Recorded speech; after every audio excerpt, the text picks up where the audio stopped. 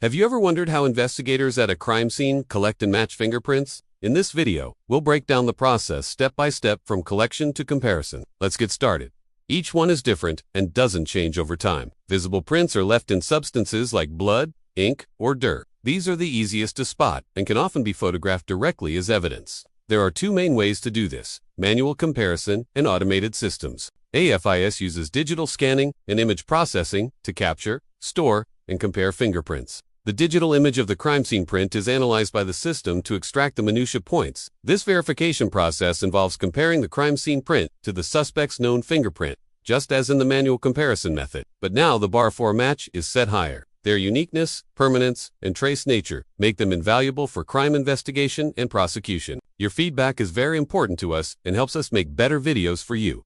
Thanks for watching. From their collection, using various dusting and fuming techniques to their analysis and matching, every step in the process is crucial. Whether it is the careful documentation of a print at a crime scene or the minute scrutiny of ridge patterns under a microscope, each action plays a part in potentially solving a crime. The journey of a fingerprint from crime scene to courtroom is a testament to the power of science and meticulous investigation. As technology advances, so do the methods of fingerprint analysis, with new techniques offering greater precision and speed. Nonetheless, the core principles of careful collection and precise comparison remain constant. Fingerprints, once thought to be unalterable and absolute identifiers, have proven to be surprisingly malleable. Research has shown that factors like age, health, and environmental exposure can lead to changes in fingerprints over time. Additionally, emerging technologies like 3D fingerprint scanners offer a more detailed, less ambiguous way of identifying individuals. Moreover, artificial intelligence is being increasingly used to automate parts of the matching process,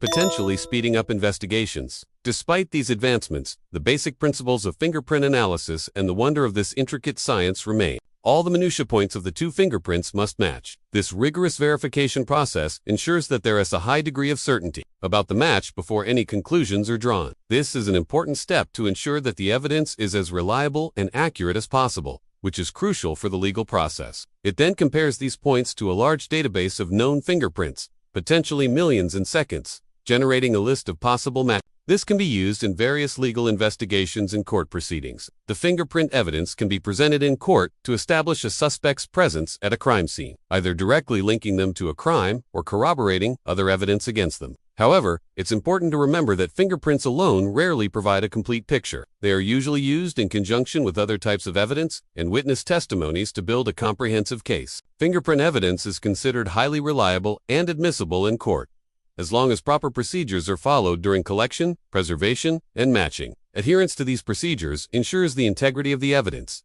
reducing the risk of contamination or These matches are then verified by human experts, reducing the chances of error. AFIS has many advantages. It's fast, accurate, and reduces the subjectivity inherent in manual comparison. However, AFI isn't foolproof. The quality of the scan and the accuracy of the database are crucial for the system's reliability. Moreover, ethical concerns regarding the storage and use of biometric data have been raised. Despite these concerns, AFIS has revolutionized fingerprint matching and is widely used by law enforcement agencies worldwide. Manual comparison is the traditional and still widely used method for fingerprint matching. Your support helps us create more educational content like this for you. Thank you. Trained professionals known as fingerprint examiners compare the minutiae points of the crime scene print to those of a suspect's known print. Minutiae refers to the small ridge patterns, like ridge endings, bifurcations, or forks in the ridges, and islands, or dots of ridges. These features are analyzed because they are generally more distinctive than the overall shape of the fingerprint. Two or more corresponding points of minutiae between the crime scene print and the suspect's print are typically required to make a match. While this method is reliable, it's also quite labor-intensive and subjective. The examiners visually compare the prints under a microscope, and their expertise and experience heavily influence the outcome. Latent prints, on the other hand, are invisible to the naked eye. These are the most common type of fingerprint found at a crime scene. They're created when oils and sweat from the skin are left behind on a surface. To collect these prints, special techniques are needed depending on the surface where they're found. For instance, on smooth surfaces like glass or a mirror, powder dusting is used. A fine powder is brushed onto the surface, which adheres to the fingerprint's ridges, making them visible. On non-porous surfaces like car paint or a plastic bag, a technique called cyanoacrylate fuming, also known as the superglue method, is employed. The surface is coated with a thin layer of superglue vapor. When it cools, the vapor condenses, just like water vapor on a cool bit of glass, forming a white fingerprint. On porous surfaces like paper, a chemical such as ninhydrin or silver nitrate is applied. These react with the amino acids in the fingerprint, leaving a purple or gray mark respectively. Lastly, plastic prints or indentations left in soft surfaces like wax, soap, or soft metals. These can sometimes be lifted using transparent tape. This makes them an important tool in crime investigation, as they can be used as trace evidence to link individuals to specific locations or objects. First off, what exactly are fingerprints? Fingerprints are the unique pattern of ridges and valleys that we all have on our fingertips and other body parts like our palms and soles.